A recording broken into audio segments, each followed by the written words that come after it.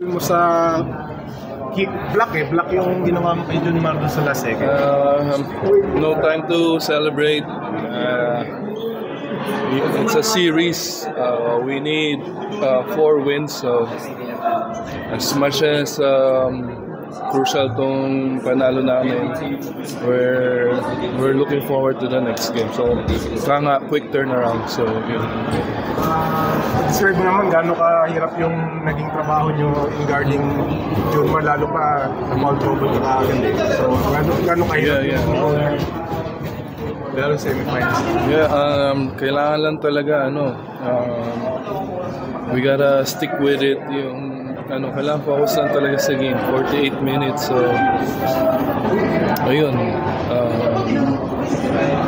Talagang kahit pa paano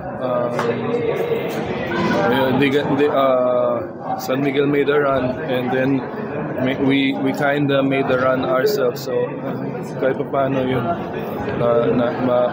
towards the end nakuha namin yung win. So yung last second na yung last na block mo, bali kasi parang halos nakawala saglit si Jun Mar pero masabi mo na maganda yung naging recovery nyo, naka-double team si Troy. Credit kay Troy talaga. Yun, kinda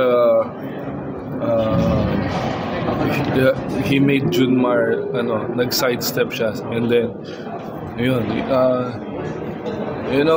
physical yung game, pero we wanted to play, contain lang. Yun nga, we know yung time left, so credit to Jeremiah also, man. Everyone played great. Yun lang, basically we wanted to contain. 9 seconds left, so okay.